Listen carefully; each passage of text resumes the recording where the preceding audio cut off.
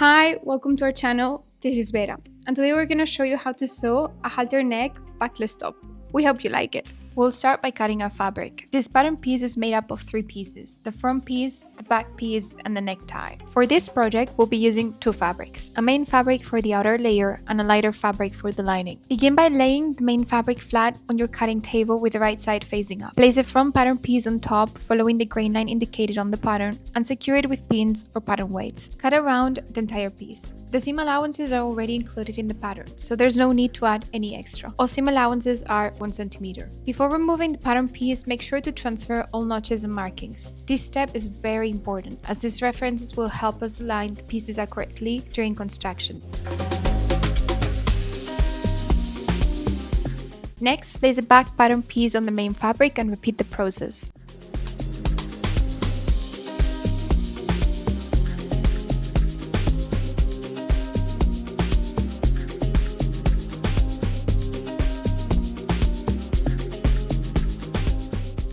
Then cut the necktie piece.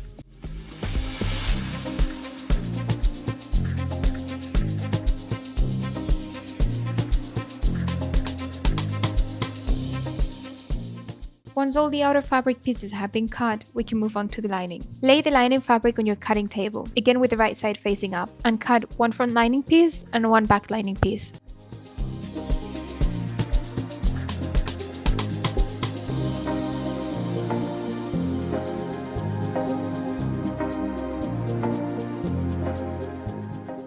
Finally, cut 1 piece of fusible interfacing for the necktie.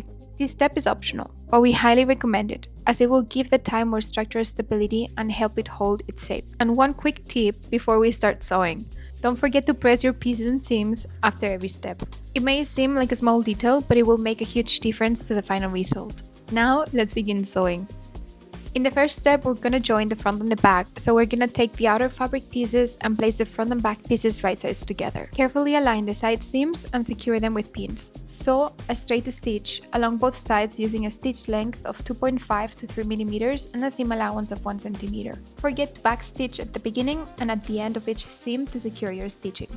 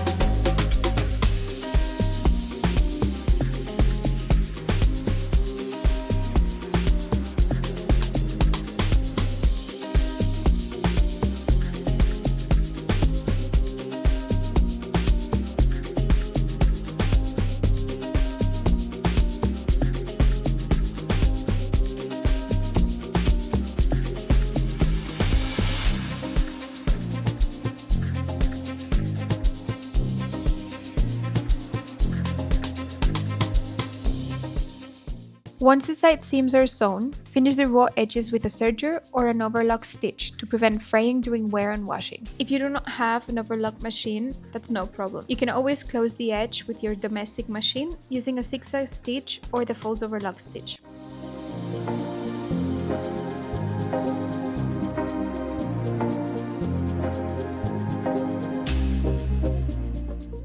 And repeat exactly the same process with the lining pieces.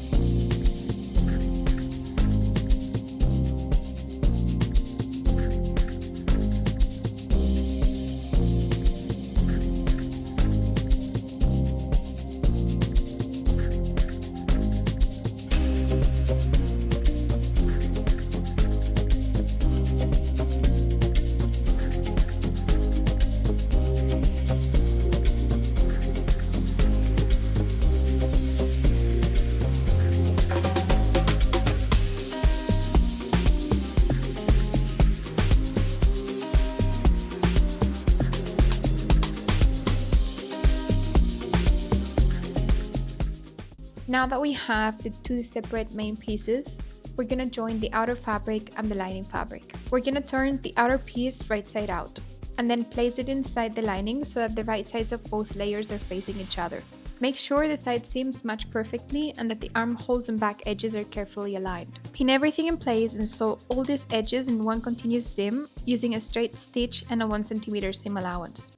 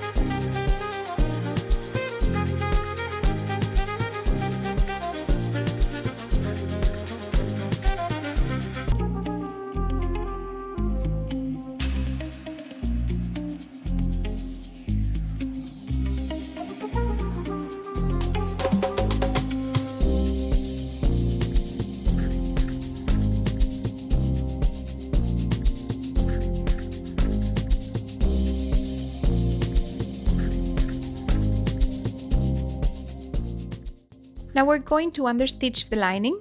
So once the armholes and back edges have been sewn, turn the garment right side out. We're going to sew and understitch. And we're going to work from the lining side, stitching the lining to the seam allowance very close to the seam line, approximately 2 to 3 millimeters away. This step will prevent the lining from showing on the outside.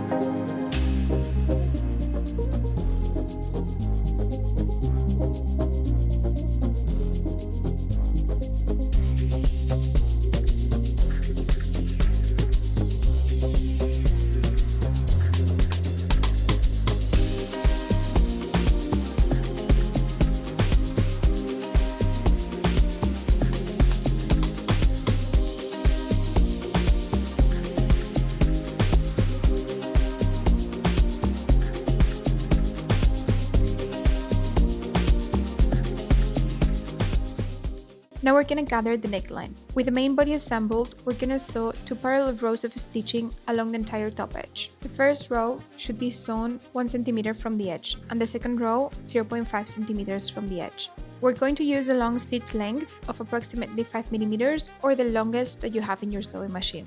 Do not backstitch and leave long thread tails at both the beginning and end of these 2 lines.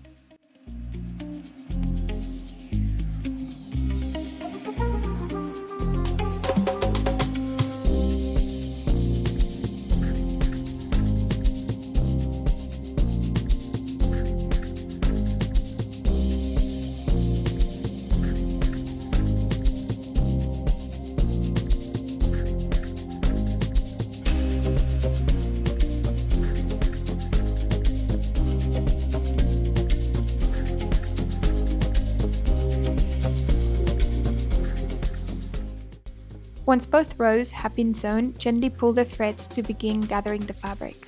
Continue adjusting the gathers until the neckline measures approximately 15 centimeters or until it matches the distance between the notches on the necktie. Take a few moments to distribute the gathers evenly, because well-balanced gathers will make a big difference to the finished look of the top.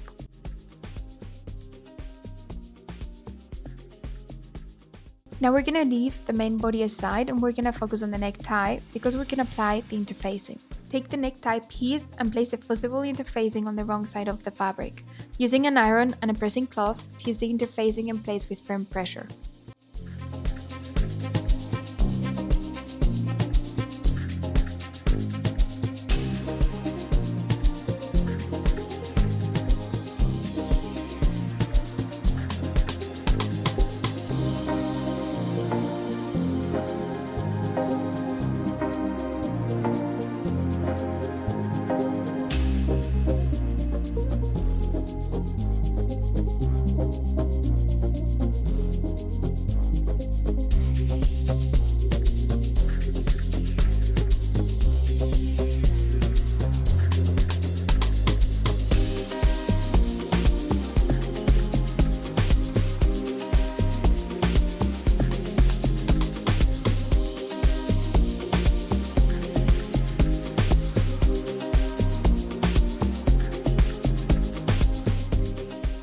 Once the interfacing has been applied, allow the piece to cool completely before handling it. Fold the necktie in half with right sides together. The interfacing will be visible on the outside.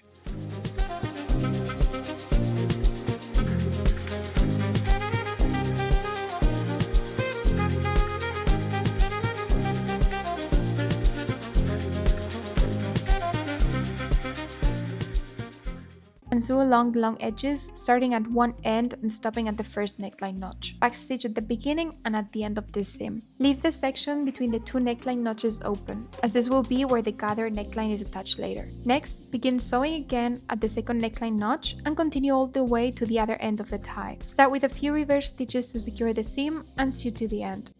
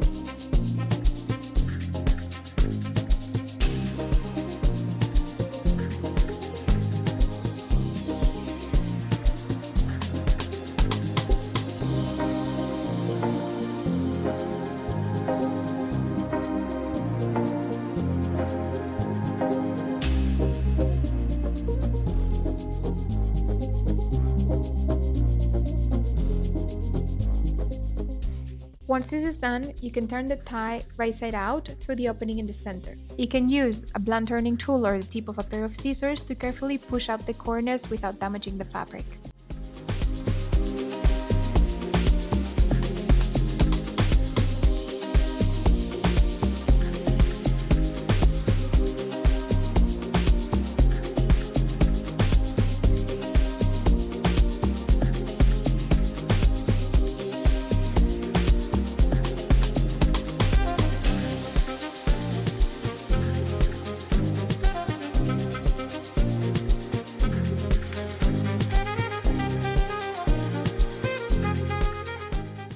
And finally, press the tie flat to give it its shape. Now we're going to attach the tie to the neckline. With right sides together, place the necktie over the gathered neckline and match the notches on the tie with the ends of the gathered neckline. As you pin everything in place, check that the gathers remain evenly distributed across the entire neckline.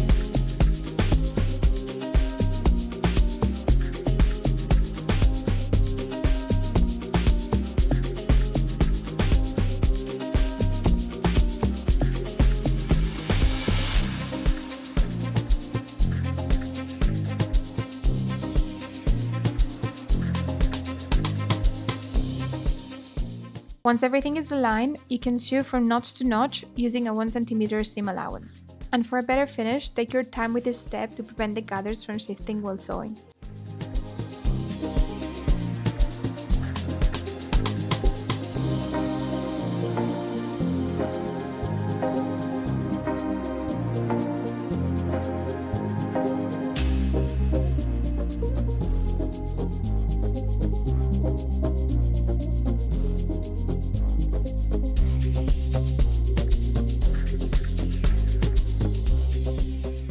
Now we're going to close the necktie. So we have to fold the tie upwards so that it wraps around the neckline edge completely. Bring the free edge of the tie to the inside and fold under approximately 1 cm. This folded edge should fully cover the seam that you have just sewn, and we pin everything in place. From the outside of the garment, stitch in the ditch, sewing directly over the previous seam line, because the goal here is for only one stitch line to be visible from the outside. Once the stitching is complete, trim away any visible gathering threads. And if you notice any small openings at the end of the tie, you can close them with a few hand stitches.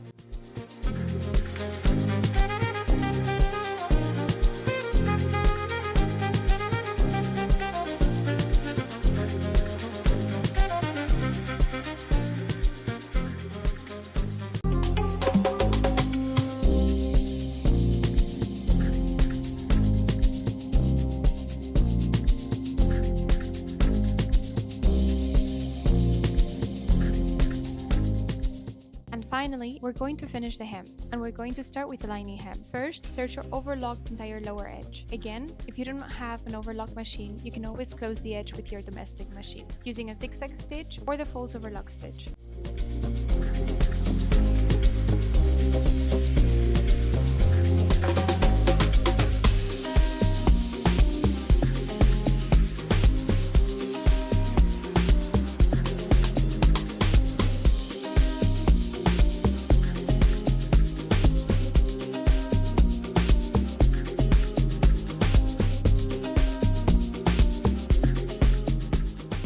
Once we have overlocked lining hem, we're going to fold it by 1 cm or 1.5 cm if preferred towards the inside. We're going to sew a straight stitch all the way around to secure it in place.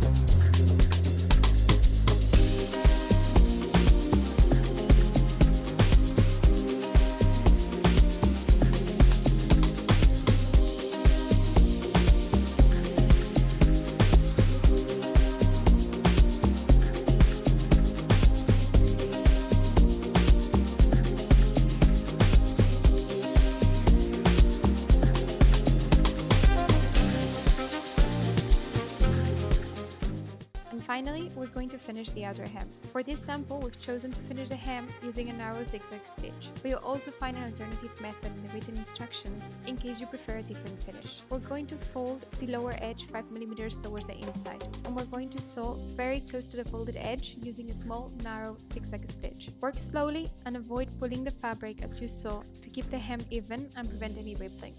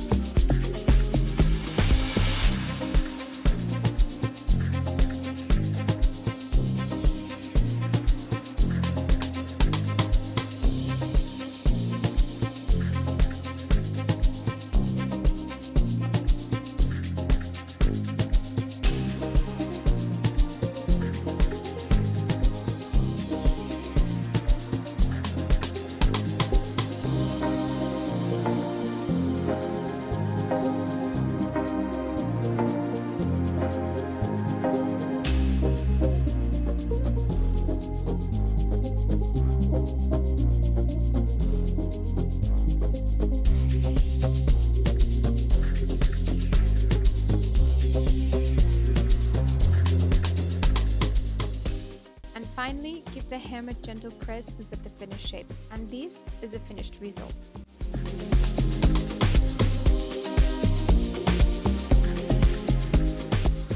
Hope you've enjoyed this tutorial and found it helpful. If you did, don't forget to leave a comment and share your version of the project with us. Thank you for watching, and we'll see you in the next video.